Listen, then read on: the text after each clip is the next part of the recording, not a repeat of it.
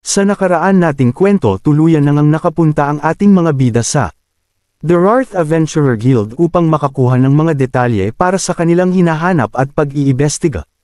At pagpasok nga nila sa loob ng guild ay hindi na nagsayang pa ang mga bida natin para sa gusto nilang malaman.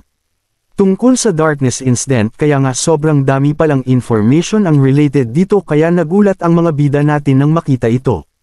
Lumipas nga ang ilang oras kaso tuluyan ngang nabigo ang dalawa sa paghahanap na legit na information sa kanilang pag-iimbestiga. Meron naman galit na individual na galit na nagpunta sa receptionist para mag-report sa guild na tungkol sa hinahanap ng ating bida at wala nga daw gustong maniwala sa kanya. At gaya ng unang ginawa nito wala ulit gustong maniwala sa kanya kaya agad nang umalis ito. Kaso sa lahat ng mga tao sa loob ng guild ay tanging ang ating mga bida nga talaga ang naniniwala dito kaya nga sila ay lumabas at para imbestigahan ang nabanggit nitong si Cleo at kahina-hinala nga daw ito. At sa nakaraan nating video lubos na nagulat ang ating mga bida na nasalubong ang isang priest na ito pa nga ang kanilang iniiwasan dahil baka sila ay madedetect at sila ang pinagmulan ng darkness and demonic energy na nagkalat sa kanilang bansa.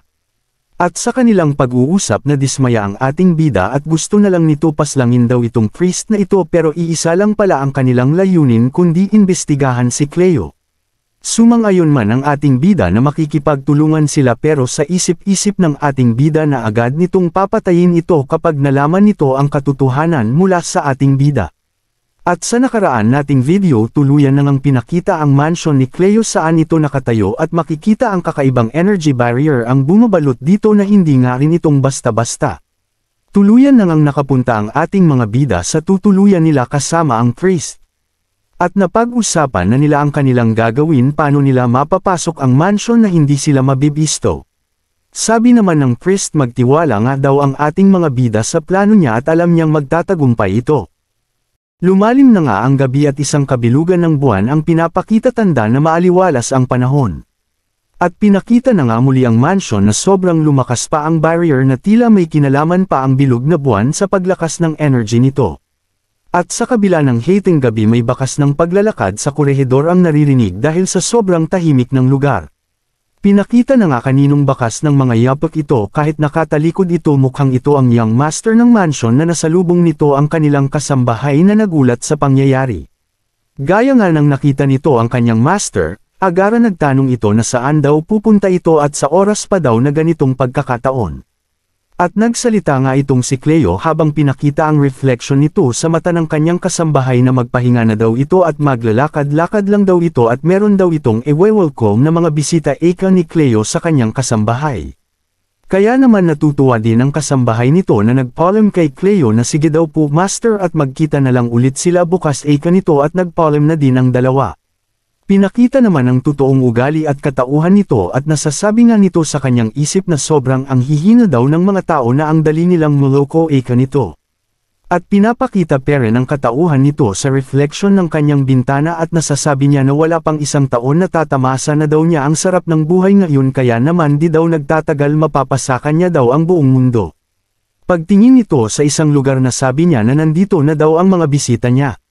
Nagsalita na si Cleo na ano daw ginagawa nila dito, at pinakita na kung sino ang mga kinakausap niya at halata naman ito ang mga bida natin. Halata daw namang nagpapanggap lang ating mga bida at sinsasabi pa nila na balita daw na nabibigay daw ang pera si Cleo baka naman daw balato na lang nila daw sa kanila mga kinuha nila. Tinuwanan na lang ni Cleo ang mga nakikita at naririnig nito sa mga bida natin na sabi ni Cleo mga magnanakaw naman daw kala daw nito ano na. At nakakatawang takbo naman na nagpapanggap ang ating bida na bibigyan daw nilang ng lesson itong si Cleo dahil modemo daw ito. Mga basura nga daw mga ito at maging pataba sa garden niya, at tumira ito ng black magic at papunta ito sa ating mga bida ang atake ni Cleo. At di naman nakaabot ito sa ating bida kasi gumawa ng harang ang priest na kasama ng ating mga bida at nagulat si Cleo na only magic daw. Hinubad naman ng ating bida ang mga kasuotan nila. Kaya nga nagpakilala na ang ating mga bida na hindi nga sila totoong magnanakaw kundi nandito daw sila para mawala ang mga masasamang elemento sa daigdig ng priest. Sesabog na nga sa galit si Cleo at masyado daw itong nagpapabeya at problema pa nga daw ito pag di niya tinapos ng mabilisan ang mga bida natin. Tutal alam na daw nila ang totoo, di daw magiging maganda ang pagpanaw daw ng ating bida, papahirapan daw niya ito. At nagcast na ito ng spell na tinatawag nito ang kanyang mga alagad sa underworld at wag na silang magpigil at pakita nila ang kanilang mga pangil. Kaya nga unti-unti nang nagsisilabasan ang mga undead sa paligid nito at pasugad na sa ating mga bida may mga hawak pa silang sandata. At pinakita na nga ang mga undead din na gutom na sa pagpatay. Sabi ng priest, papaubayan na daw niya ito sa ating mga bida at magre-ready rin ito ng spell para kay Cleo. Okay, naiintindihan daw nila Eka nito. Pinamalas naman nito ang kakaibang bilis at sa isang iglap na gawa nitong matalo ang mga ibang undead. Gumamit naman ng magic arrow ang ating bida at inatake na nito ang hinanda niyang magic arrow. At damang-dama naman ng mga undead ang lakas ng atake ng ating bida at effective naman sa kanila. Ngayon sobrang naiinis na si Cleo sa nagiging resulta ng mga undead na pinalabas niya dahil hindi nasusunod ang gusto nito. Kaya nga gusto nitong matapos na ang kahihiyan daw na nangyayari sa kanya, kaya tumawag na ito muli ng backup niya at nagsummon ito at lumabas na nga daw ito. Natigilan ang lahat sa sobrang lakas ng aura ang lumabas pagkatapos itong masummon ito. Isang nakakatakot na tawa ang yumalulang sa location nila. Pinakita na nga ang pinalabas ni Cleo at ito pala ang Demon Knight, ang trump card ni Cleo. At makikita na malakas nga ito dahil sa aura nito. Dinaman pinatagal pa ng priest ang mga nangyayari, kaya nagcast nga ito ng spell para ma-counter agad ang pinalabas ni Cleo. Gumamit pala ito ng Holy Dispel. Di naman nakareact agad ang mga undead at Demon Knight kasama si Cleo dahil sobrang bilis ng atake ng priest at nagulat ng lubos si Cleo at pang-counter summon daw ito. Agad naman gumagana ang atake nito at kabado na si Cleo at di daw ito papayag sa mga nangyayari. Di na nga nagawa ni Cleo ang part nito at natalo ito sa spell ng priest at nakita na lang niya na nawala na ang mga backups niya. Sabi naman ng priest alam niya na magtatagumpay daw ang spell nito. Tama na daw ang laro Eka ni Cleo at dinado siya magpipigil at natutuwa sa nangyayari. At hindi na niya kailangan magpigil at itago niya ang lahat kaya nga tuwang-tuwa si Cleo at magagamit na niya ng walang magpipigil sa kanya ang lakas niya at unti-unting lumabas ang malakas na aura sa katawan niya. Napupunit unti-unti ang katawan nito dahil lumalabs na ang totoong katauhan ni Cleo. Pati ang bigat nito ay nadagdagan kaya pati ang flooring ay nagkakaroon din ng bitik-bitik sa nagiging pagbabago ni Cleo. Nakita naman ng ating mga bida ang mga pangyayari at pinagmamasdan ang transformation ni Cleo. At lumabas ang kakaibang itsura ni Cleo at nabuild ang katawan nito na sobrang lakas physically at ang aura nito lumakas din. Kinabahan ang priest na kasama ng ating mga bida at kabado ito na dinado ito makakapag-cast ulit ng counterspell ng ganun ulit. Ginulat nila ang priest kung ang mga bida ang makikita natin ay wala lang sa kanila ang transformation ni Cleo at agad pa silang nag-sprint papunta roon. Tuwang-tuwa pa nga si Burrows na aatakihin si Cleo at nag-enjoy pa ito at nakikipagpaligsahan sa master niya. Makikita naman natin na sobrang daming slash ang ginawa ni Burrows kay Cleo sa isang iglap na gawa na agad niya itong mapatamaan. At ating bida naman gumamit ulit ng magic arrow sa pag-atake para follow up sa ginawa ni Burrows. Di rin nagawa ni Cleo ang iwasan ang mabilis na atake ng ating young lord at makikita na nasaktan ito. Pagkatapos ng pagtutulungan ni Burrows at ating young lord na makita na nakabulagta na si Cleo na tila di na ito tatayo at tuluyan ng natalo ito. Nagulat ang priest sa mga nakikita nito na ano daw ang nangyari, bilis daw ng ginawa ng ating mga bida. At habang nakikita nito ang ating mga bida nasasabi niya sa isip niya na ang skills daw at lakas ng ating bida ay di ganun kalakasan pero ang teamwork ay sobrang di makapaniwala at makikita natin na nagsisilita rin sa bawat isa ang ating mga bida na. Maganda daw practice nito at mukha daw nadagdagan pa daw ang luck nila. Sabi naman ni Burrows papatayin daw ba nila ito o hahayaan na lang daw, kaya nagulat itong priest at sige daw siya na daw bahala nito kay Burrows. Kaya makikita na nag-chant na ulit ito ng isang spell sa katawan ni Cleo. At unti-unti may lumalabas na maitim na aura sa katawan ni Cleo dahil sa spell ng priest. At makikita na unti-unti na ang dark aura ay pumupunta sa lagayan ng priest at nakikita din ito ng ating mga bida matatapos na daw ang darkness sa mundo ng priest. Di pa nga natatapos ang sinasabi nito may nag-chop na sa kanyang leeg. Ito pala ang ating bida at pinatulog nito ang priest para daw makausad na sila ng ating bida o ating young lord. Tinanong ni Barrows ang ating young lord, mukha daw natutuwa ito. Sabi naman ng ating bida na si Cleo daw ay mukhang necromancer daw at siya na daw bahala. Ngayon daw natapos na daw sila rito pero meron pa daw nakakalat pero di daw sila pwedeng impagod at malaking gulo nga daw talaga ito. Sabi pa ng ating bida meron daw dito na isang malakas na individual at sinasabi ito daw ang God of Death. Pero sabi nga ni Barrows di ba daw ito yung ating bida pero paano daw nasasabi ito ng ating young lord? Sabi pa ni Barrows din naman lahat pwedeng maklaim daw ang title na yun, wala daw itong iba pang idea pa. Bigla naman pinaliwanag ng ating young lord ang sinasabi nito, na ang nalalaman nito according daw sa mga cult ang Tesronic ay God of Death at kapanganakan. At nakokonsidera daw ito ng isang entity, magiging puro daw ito sa pamamagitan ng kamatayan at gagawa ng panibagong paradise. Kaya pinakita ang isang individual na itsura na sinasabi ng ating young lord na parang ganito ito.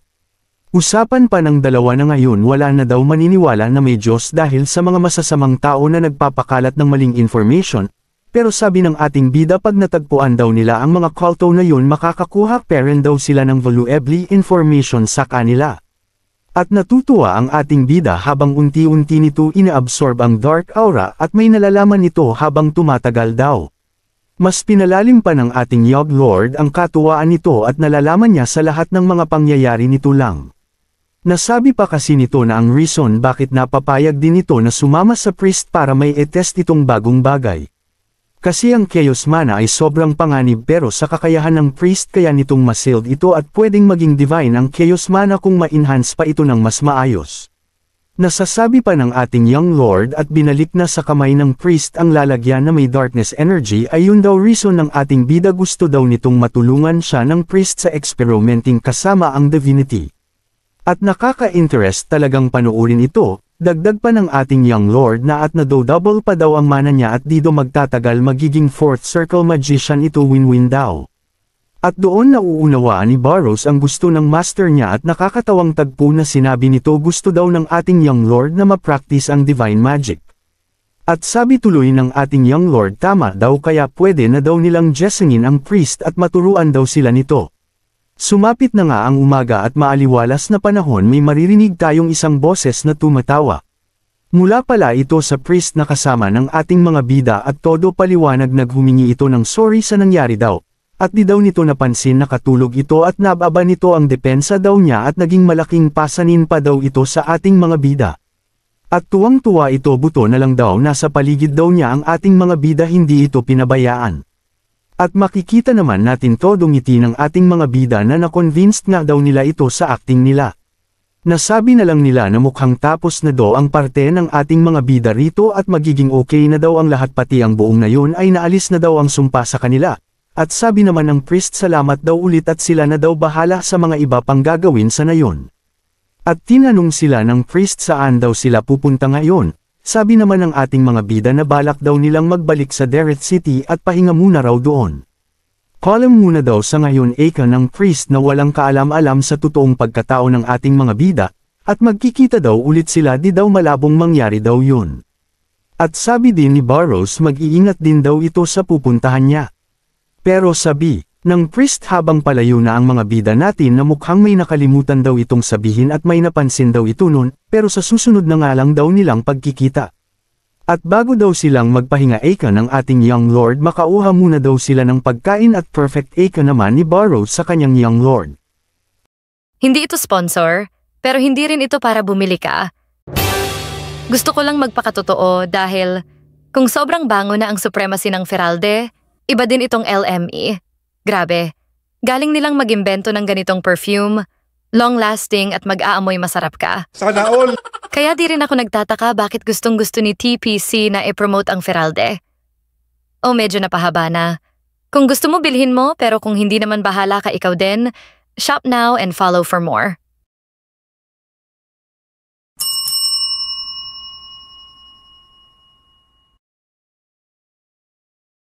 Abangan tila may inuutos ang ating young lord kay Barrows na may hawak itong tali at mapapansin ang splash ng tubig. Aabangan natin sino kaya itong individual na pinapahirapan ng ating mga bida, bakit kailangan nilang gawin ito. May kakaibang individual na naman na sasagupain ng ating mga bida at mukhang malakas din ito. At may kakaibang sulat ang ating mga bida na natanggap. At bakit pinakita ang temple ng Hatoba? Kaya naman kung interesado kang malaman ang mga susunod ng pangyayari sa kwento, malaya kang mag-comments at mag-like. At palambing na din ng subscribe, dapat na-cable all para always kang updated sa mga darating nating mga uploads. Kaya mga master, salamat sa suportang tunay.